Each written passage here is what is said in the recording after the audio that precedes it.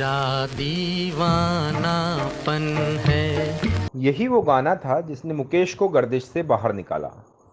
या मोहब्बत का सुरूर। इस गाने के लिए गीतकार शैलेंद्र को उनका पहला फिल्म फेयर पुरस्कार मिला। तू न पहचाने तो है ये। दिलीप कुमार इस गाने को तलत महमूद से गवाना चाहते थे, लेकिन इसे मुकेश ने ही गाया। तेरी नजरों का कसूर। संगीतकार जय किशन को यह गाना मुकेश से गवाने के लिए दिलीप कुमार से क्या कहना पड़ा। तू न पहचाने तो है ये। दोस्तों, आज हम यहूदी फिल्म के मशहूर गाने और इस गाने से जुड़ी तमाम छोटी बड़ी जानकारियों की बात करेंगे। तो शुरू करते हैं गीत और संगीत का ये सफ़र।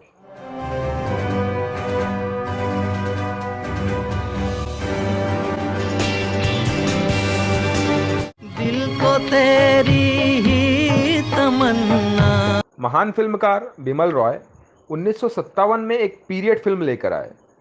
ये उर्दू नाटककार आगा हशर कश्मीरी के नाटक यहूदी की बेटी पर बनी फिल्म थी, जिसमें हीरो थे दिलीप कुमार और साथ में थे लीजेंड सोहराब मोदी और मीना कुमारी। इसके गीत शैलेंद्र ने लिखे थे और संगीत दे रहे थे शंकर जयकिशन। दिल को है तुझसे ही प्यार। एक विदेशी पीरियड फिल्म होने की वजह से इस फिल्म के गीत संगीत की जिम्मेदारी बहुत बड़ी थी।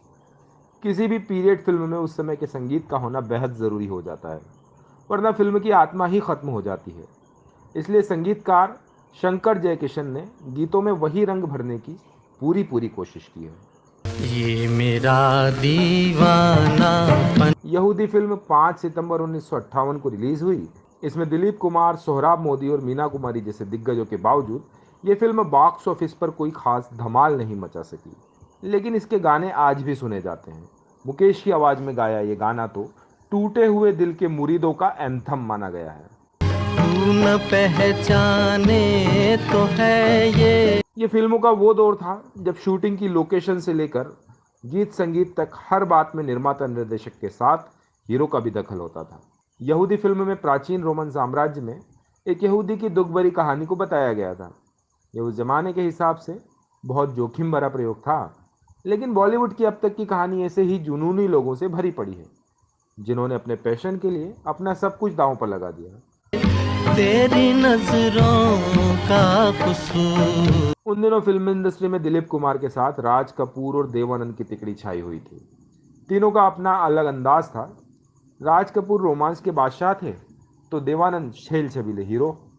दिलीप कुमार ट्रेजेडी किंग बने हुए थे, इसलिए उनका इस फिल्म में होना जरूरी था। जितना जी चाहे पुकारो। एक और बात थी, राज कपूर और देवानंद के पास स्क्रिप्ट राइटर, गीतकार, संगीतकार और फिल्म के अलग अलग यूनिट संभालने वाले काबिल और भरोसेमंद लोगों की टीम थी। लेकिन दिलीप साहब ने अपना पूरा ध्यान केवल एक्टिंग पर ही रखा, इसलिए वो केवल ट्रेजेडी किंग ही नहीं थे, बल्कि एक्टिंग के भी किंग थे। उनकी एक्टिंग को देखना एक आर्ट को देखना है। उनकी डायलॉग डिलीवरी, उनकी बॉडी लैंग्वेज और किरदार में गहराई से एकाकार हो जाना सभी कमाल का था। बहरहाल, यहूदी में एक प्रेमी के विरह का दर्द उजागर करने की सिचुएशन थी। शैलेंद्र और शंकर जयकिशन राज कपूर कैंप के गीतकार संगीतकार थे, लेकिन अपने काम में बहुत प्रोफेशनल रहते थे। इस सिचुएशन के लिए शैलेंद्र ने ये गाना लिखा, और गाना भी ऐसा लिखा जिसमें उन्होंने अपना दिल निकाल कर रख दिया। शंकर जयकिशन ने भी राज कपूर वाली स्टाइल छोड़कर तबले के बेस के साथ एक क्लासिकल धुन तैयार की। फिर नहीं आएंगे हम। लेकिन अब सवाल ये खड़ा हो गया कि गीत गाएगा कौन। इस मामले में दिलीप कुमार और संगीतकार शंकर के बीच एक राय नहीं बन रही थी। शंकर चाहते थे कि ये गाना मुकेश जी गाएं, जबकि दिलीप कुमार को लगता था कि अगर ये गाना तलत महमूद गाएंगे तो ज़्यादा बेहतर होगा। दोनों अपनी अपनी दलीलों पर अड़े हुए थे।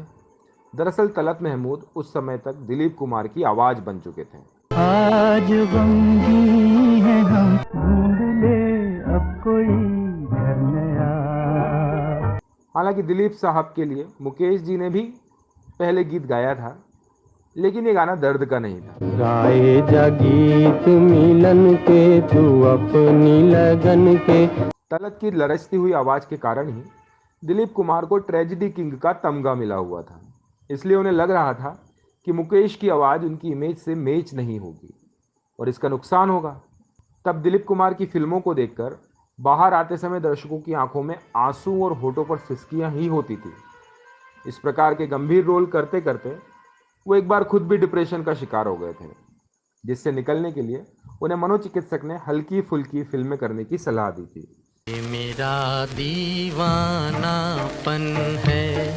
खैर, दिलीप कुमार इस गाने को तलत महमूद से गवाने पर इस कदर अड़े हुए थे कि उनको कन्विंस करना शंकर जयकिशन के लिए मुश्किल हो रहा था। आखिर में शंकर जयकिशन ने दिलीप कुमार से कहा, ऐसा करो, आप एक बार हमारे कहने पर गाना मुकेश की आवाज़ में रिकॉर्ड होने दो। अगर आपको उनका गाना पसंद नहीं आता तो दोबारा तलत महमूद से गवा लेंगे। या मोहब्बत का सुरूर। दिलीप कुमार को ये सुझाव मानने में कोई खराबी नहीं लगी, वो मान गए। इसके बाद गाने की रिहर्सल शुरू हुई। शंकर जयकिशन जब तक ये वाकया मुकेश जी को बता चुके थे, वो मुकेश जी के लिए एक और बुरा दिन था। उनके दिन उन दिनों बहुत ख़राब चल रहे थे। इससे पहले उन्होंने एक्टिंग में हाथ आजमाने की कोशिश की थी, लेकिन एक्टिंग के चक्कर में उनके सितारे गर्दिश में आ गए थे। उनके पास गाने के लिए बहुत कम ऑफर थे। तू न पहचाने तो है ये।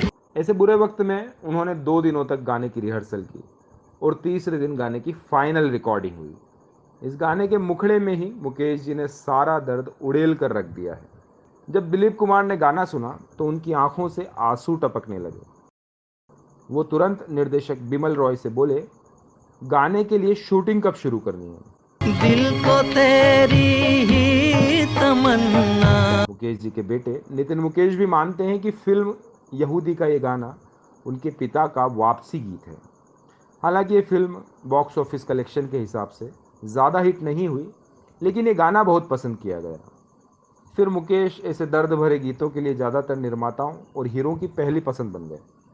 मुकेश की आवाज़ में वो दर्द और कसक थी जो सुनते ही दिल में उतर जाती है।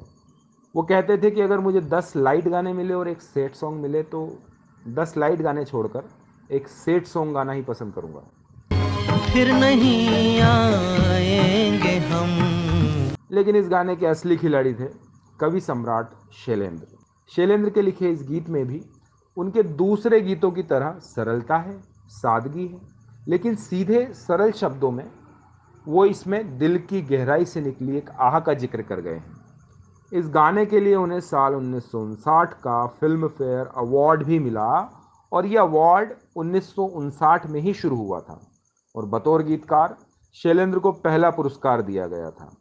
उनके बेटे मनोज शैलेंद्र ने बताया था कि ये गीत उनके पिताजी को बहुत पसंद था और वो अक्सर इसे गुनगुनाया करते थे।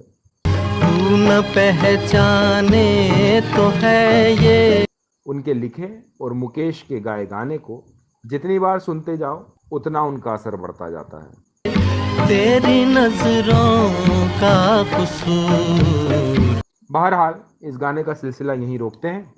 अगले वीडियो में बात होगी ऐसे ही किसी और दिलचस्प वाक़ये के साथ। ये वीडियो देखने के लिए आपका बहुत बहुत धन्यवाद। ये मेरा दीवानापन है।